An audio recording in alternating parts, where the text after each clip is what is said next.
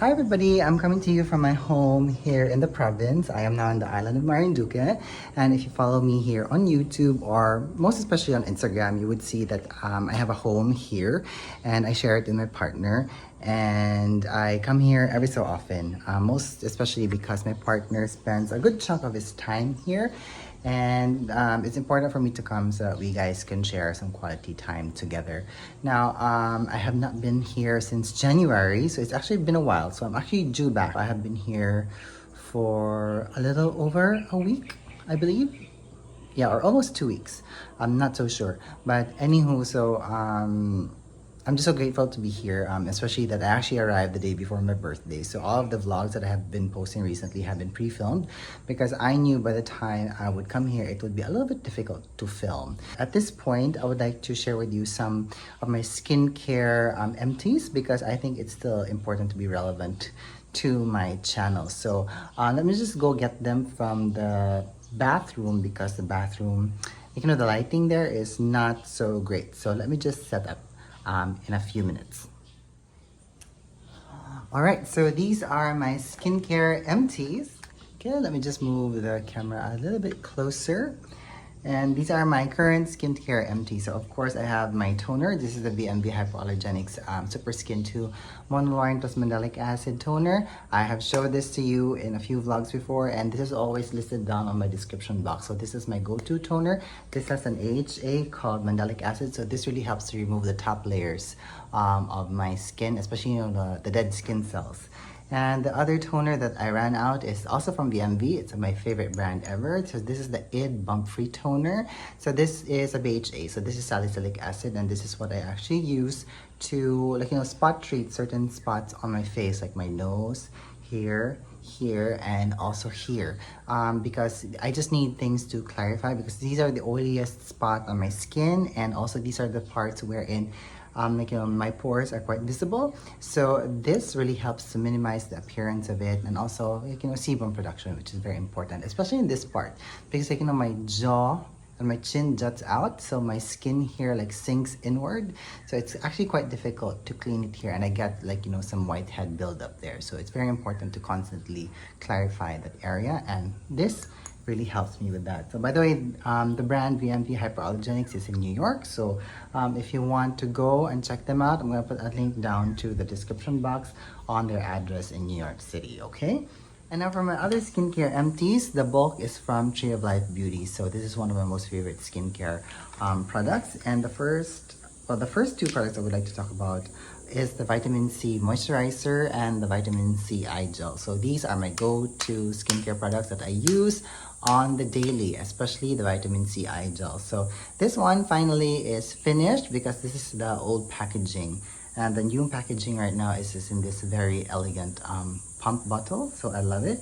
Now this really just helps to hydrate my under eye area. It also brightens it and really helps to fight against aging and oxidation, things like that. So I love it. And it's a gel product, so it really isn't super oily, and it plumps my under eye because there are some products that I don't like for the under eye wherein it tightens, and sometimes I feel that when it tightens, it makes the lines in my under eye more pronounced. Of course, the Vitamin C Moisturizer.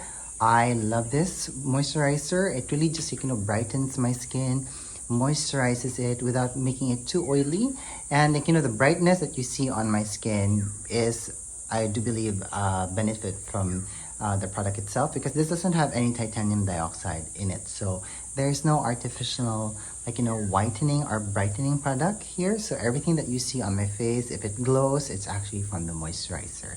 And the other product that I ran out of yesterday is actually this Ageless Matrixyl 3000 cream. Now this product was actually one of the best products that I have ever tried from them, and I'm actually quite sad that this is gone because I don't know if you guys know that the Matrixyl 3000 has very amazing ingredients that really helps to fight the aging process of your skin and just makes it continue to appear healthy and be healthy, which is actually very important to me. And I have been using this in lieu of my other nightly anti-aging skincare products because I ran out of those a few months back, and this has proven to be very, very effective.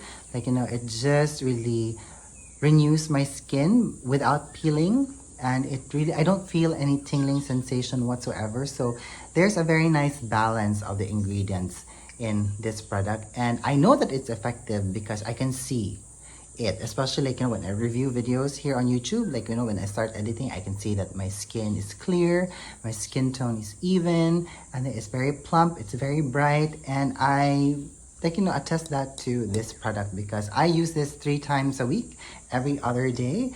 And what I also do appreciate about this is that instantly, after the first night that I tried it, the next day my pores, like, you know, the size of my pores appeared to be much more smaller, and my skin was very nice and tight. And then I can also feel that I can feel it very, very plump. So that's what I loved about this, and I'm just so sad that I cannot have access to this product for the next few months. So I might like, you know, go and find a replacement for that. So speaking of skincare, I have actually been doing a lot of research right now because as I've said before, the bulk of my nightly skincare routine, which has a lot of AHAs and very nice active ingredients, it's called the Re-Everything line from VMV Hypoallergenics, is currently out of production, mainly because the pandemic has affected the supply chain for that particular product.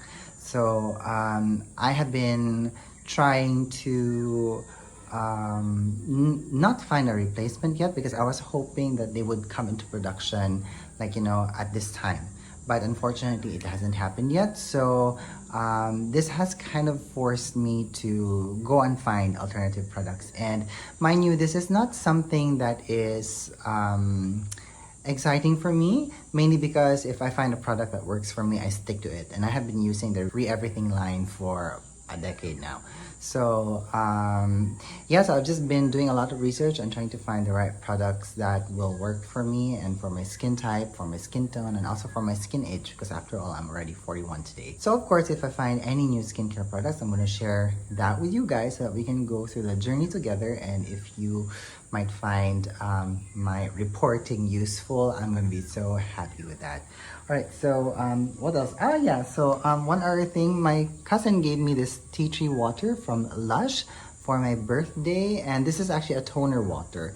So I see here listed on the ingredients list that aside from tea tree, this has grapefruit water, and this also has juniper berry water. So when you spray this on your face,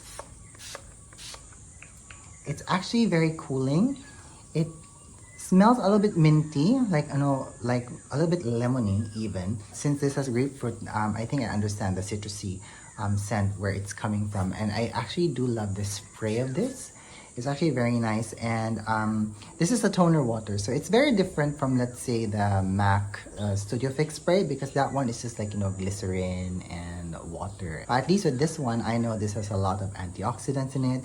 This has antibacterial properties, and it also has anti-inflammatory properties. So it's actually it's actually better in my opinion. And when I spray this on my face, I find that it has a toning quality because I can feel my skin tighten, and I love that. And I think you guys have noticed here on my channel that I don't really talk about facial mists much because it's not a product that I have, like, you know, used ever since I started doing makeup artistry. So it's actually something very novel, like, you know, which just started like getting so much attention over the past few years. So it wasn't really something that I was used to. And the last facial spray that I was using religiously was actually the Mario Badescu lavender spray, the aloe and lavender spray, and that one made me break out. So because of that experience, I kind of like shied away from a lot of the, like, you know, facial mists in the market, because I am very particular that I don't like to experience any cross reactions on my skin. But so far I have been using this for, like, you know, 2 weeks now, and I'm so happy to report that my skin is actually not reacting to it, and it's actually like, you know, doing well in tandem with the other skincare products that I use on myself. So I'm actually very happy that I was able to try this. At this point of the video, I'm actually going to do some laundry because the clothes that I have in my closet, they actually smell like wood now because I haven't been here since January. So If there's anything that I don't like, especially like, just with my experience with perfume, if there's anything woody in the ingredient or in the tone of the scent, I actually don't like it, because at the end of the day, I would smell like the earth. So I'm going to wash some of the shirts that I have in the closet, because if you just take a look outside, the sun is actually shining so bright. So again, as I've said before, it's the summer season here in the Philippines. So it's already very hot, and it's actually quite humid. And look at that. The sea is actually calling me, and ever since I arrived here, I have not bathed in the water yet, because the sun is just so hot. And the thing is, like, because I don't have hair anymore, it's actually very painful to swim in the water. So maybe later in the afternoon, when it gets a little bit cooler, I might decide to have a swim. But for now, I'm going to do a little bit of the laundry, because I'm going to take advantage of the glaring heat of the sun. So I'm gonna check back with you guys later, okay?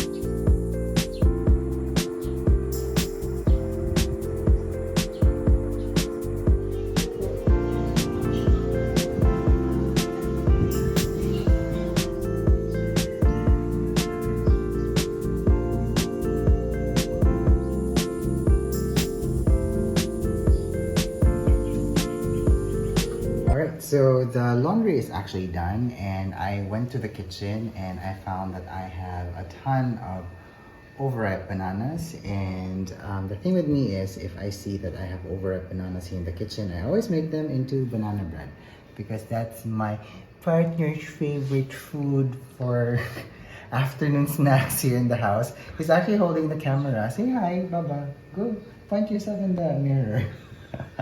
So I've already shown you guys the process of doing banana bread before, so I'm just gonna zoom through this process so that I don't sound redundant, okay? Alright, so I am now mashing the bananas. I think these are 8 pieces, which I think is way too much for the recipe, because you only need 2 1/3 cup of mashed bananas for this. But anyway, at this part, I am now adding some butter to the base of the bread pan, very lazily, by the way, with a teaspoon. And after which, I am going to add some brown sugar on top of that, just so that it caramelizes and it adds flavor, and also makes it easier for me to remove the bread once it's baked. I am now mixing the wet ingredients together. So this is the mashed bananas, half a cup of melted butter, 3/4 cup of brown sugar, and 2 pieces of eggs. And once that is well mixed, I'm going to add it into the dry ingredients, which comprises of 2 cups of all-purpose flour, 1/4 teaspoon of salt, and 1 teaspoon of baking soda. All right, so once all of the batter is mixed, I'm going to pour that into the bread pan that I prepared. But I have just realized that I actually prepared an extra bread pan, which is not necessary, because this recipe is only good for 1 bread pan. So now I'm going to put it into the oven, which I have been preheating at 220 degrees Celsius ever since I started preparing for the banana bread. And I am going to put the temperature down to 180 degrees, and I'm gonna bake it for an hour. And once that's through, this is how the banana bread looks like, and we will be having this for afternoon snacks.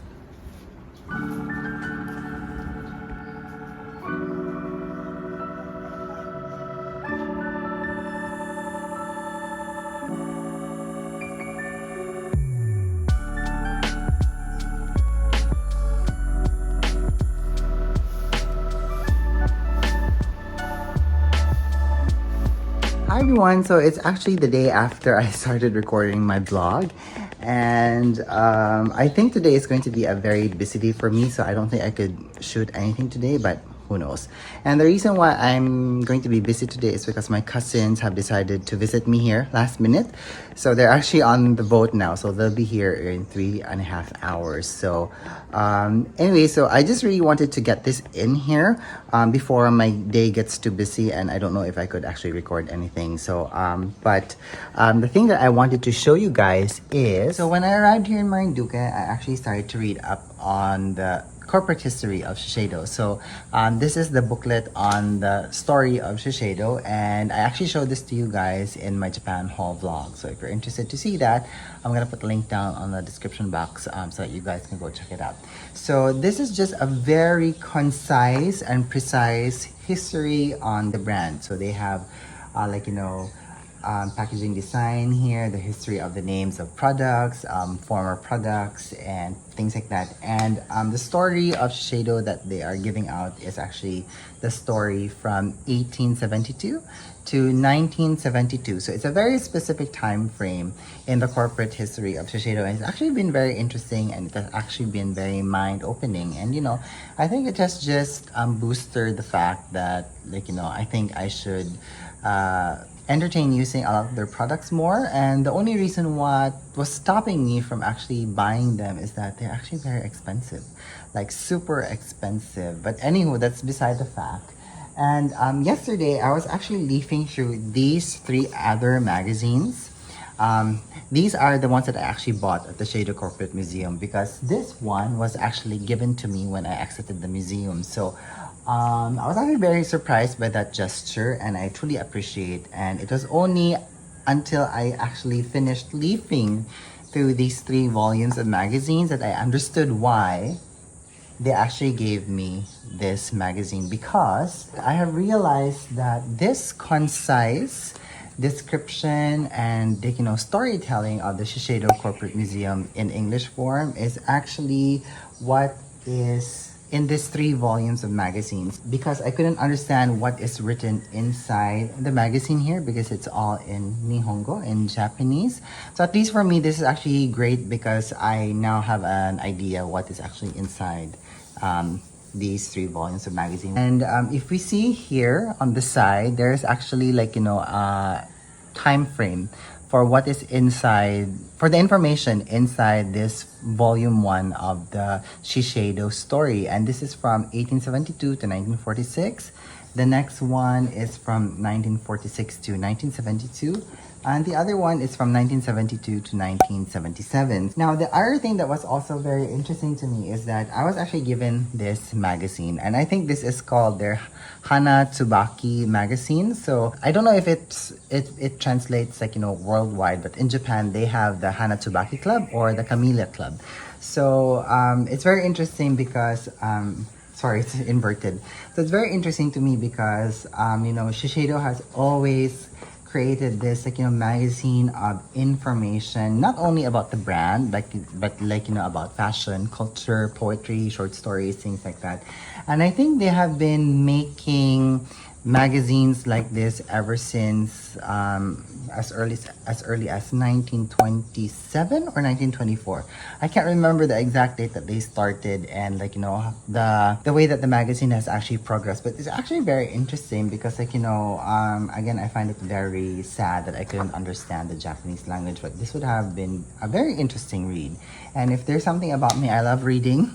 Even if I'm dyslexic, there was a time when I was in high school that I received an award from the library in school for having read the most number of books in one semester in the school. So yeah, I find that very interesting, and it just gives a different perspective into the brand and into the product. So yeah, that was one of the biggest realizations that I have in this trip about the brand Shiseido. So I might start looking into them more, and now after reading through the stories and leafing through it, I do understand why their price point is quite expensive, and which is always the case for a Japanese brand, especially when it's a luxury brand. So yeah, at this point I'm going to go down to the beach, and I'm going to spend some time with my boyfriend and my dogs because they're already swimming. But before I do that, let me just put on some sunscreen. So of course, my favorite sunscreen, this is from VMV Hypoallergenics, and this is their Armada Sport 70, designed for very intensive use, like for sportsmen, things like that. And I'm just gonna apply that all over. Already need it now because especially that I shaved today, so I really need to do that. And also one more thing, by the way, this is a silicone-based sunscreen. And this has a number of different types of silicones and active ingredients that really protects your skin from the harmful rays of the sun. And while we're at the topic of sunscreen, let me also say that there are only two types of sunscreen. It's inorganic and organic. So organic sunscreen is typically the sunscreen that you get that has a lot of silicones in it, because that's just how organic compounds are made. And an inorganic sunscreen are the ones that are made from minerals. So you have titanium dioxide, zinc oxide, things like that. So those are the only two types. So I know there are a lot of people who classify sunscreen as physical sunscreen, chemical sunscreen, things like that. I think that's wrong, because basically everything that is inside the tube it's a chemical. So everything inside here is chemical, regardless if it's made with titanium dioxide or it's made with silicones. So one thing though that you have to realize is that it really is up to you on what type of sunscreen product that you want. But for me, this is my most favorite sunscreen because this doesn't alter the color of my skin tone, and it doesn't have a white cast, and this really stays long on my skin. It's also water resistant, so at least it has some longevity. So before I totally let you go for the day, let me just show you guys the beach, because I don't think I've shown you guys the beach before. So hang on. So the beach is actually quite pebbly, if you guys can see that. So it's not sandy. Well, at this part of the island, it's not sandy. So it actually reminds me of like the beach area of Positano because of the pebbly nature. But the main difference with the beach here and the beach that in Positano is that the water here is actually quite clear, and you can actually see at the bottom of the water. Alright, so Tanner, where are you? Come on, come love, let's swim. Come on Tanner, come. Tanner actually loves to swim, and he's looking out there at my partner. Hi Tanner, there you go. I think he already came from the water with my partner, so he just really loves to stay with us and to swim with us. I love her, boo boo. Say hi to our friends here on YouTube. Yeah. Alright, so I'm gonna let you guys go now. I'll see you later.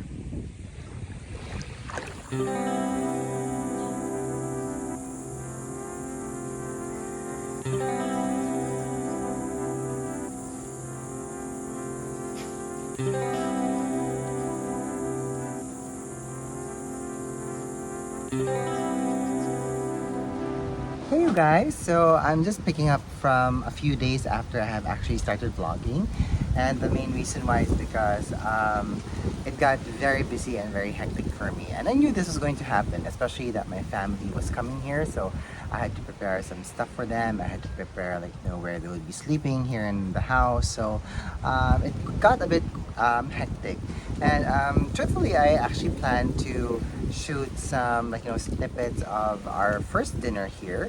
So I only have one snippet of that dinner, and it's actually showing the table preparation that I did for us. So I actually had some grilled food made. So there was chicken, there was grilled seafood and things like that on top of banana leaves. So it was like buffet style. So before I could shoot anything, an incident happened wherein my Pharaoh Hound mix, Tanner, my red dog, and my Beagle, Milena, had a bout of jealousy between each other, and they caused quite a scene during dinner. And in that scuffle of theirs, my partner actually tried to separate them, and he ended up getting bitten by Tanner. So it was not intentional, but it just so happened because he put his hand in the mix, so they thought that he was part of the of the rage that was happening between Milena and Tanner, because both of these dogs are quite jealous for his attention or even my attention. So I didn't go unscathed because the scuffle happened between my partner and I. So I have a few scratches, but don't worry, we got checked out by the doctor and we are fine. So there's nothing to worry about. So what else did we do? So when my family was here, I actually brought them to one of my most favorite Italian restaurants here on the island, and I think I can flash a photo so you guys can see what I'm going to be talking about. It's called Villa Negro Cafe, and it's actually located near the port of Malalacan here. It's actually very easy to get there, but depending on where you are here on the island, so if you are way inland, it's quite a destination restaurant to go to. But if you find yourself within the port area here in Marinduque, it's actually a great place where you can have lunch. But most especially, I prefer to go there during sunsets because the sunset view is amazing.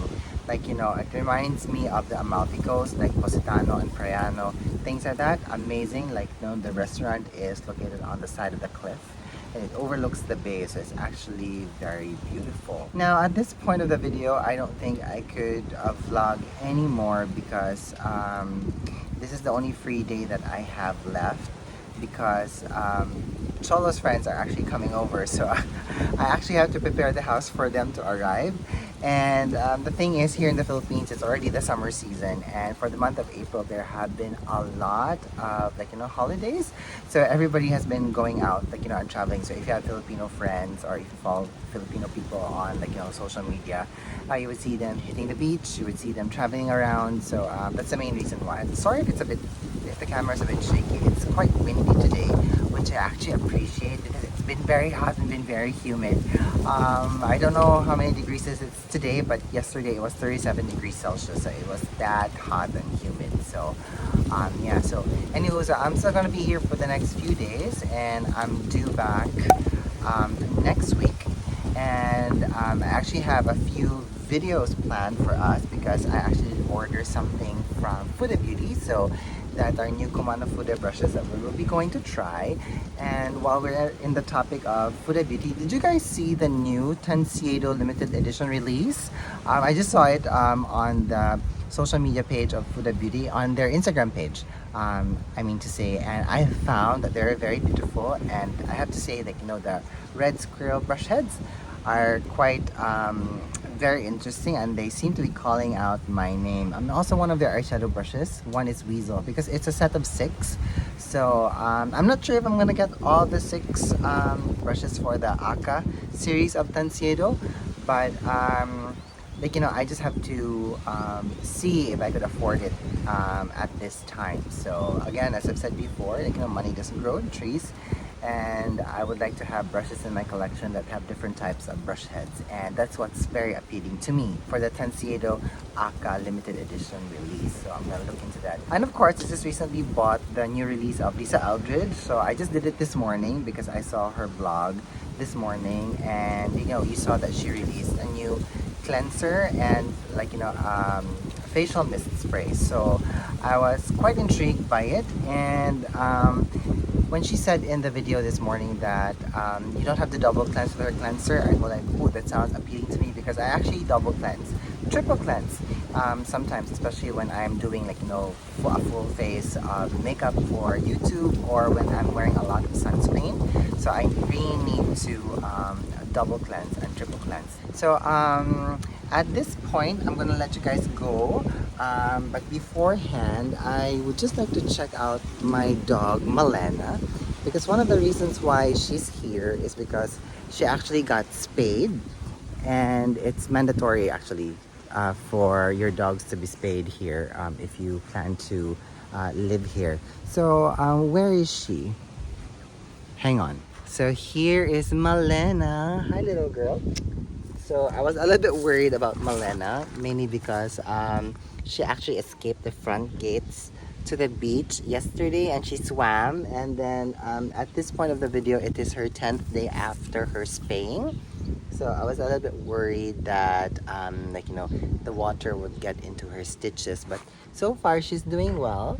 She's still very active, and she's finally eating properly, because that was also one of my main concerns for her after her spaying. When we first arrived here in the island, she wasn't really herself. She was just laying around, and she had trouble walking, so I was really worried for her. But so far she's better now, and she's okay. And the other most important thing is they're friends now with Tanner, right? Say hi to everyone. Okay, so I just tried shifting the camera to show them to you guys like full frontal, but they have other ideas. But I think they just woke up from their nap and they're wanting to explore the garden. I think maybe to pee. All right, so I'm gonna let you guys go now because I am actually making some coffee and I'm gonna end out this vlog today by showing you the beautiful sunset that we are having later. Oh, and by the way, one more thing before I let you guys truly go. I forgot to share with you something earlier, and I really wanted to share this with you guys because a few days ago while I was walking on the shore and the other time I was swimming lazily on the water, I actually found 2 shards of Chinese porcelain, which I believe is like, pre-Spanish here in the Philippines. So this is the smallest one which I found while I was walking with the dogs, and this one was I found when I was swimming. And as you guys can see here, the Chinese characters, this means big, this means thunder, and this means mountain. And the reason why I know that is because I studied Chinese back in grade school and high school. So just a little bit of trivia. Marinduque, where I am right now, is actually part of the Chinese merchant route during the pre-Spanish era here in the Philippines. And here in Marinduque, there are actually 2 Chinese merchant shipwrecks located a few kilometers from me. So I believe that these Chinese porcelain fragments might have been brought in by the tide, or they might have gotten caught in one of the nets of the fishermen, and they must have dropped somewhere here near me because the shipwreck sites here are a little bit too far, but Mother Nature has other plans and the waves can really carry anything into the shore. So I am actually quite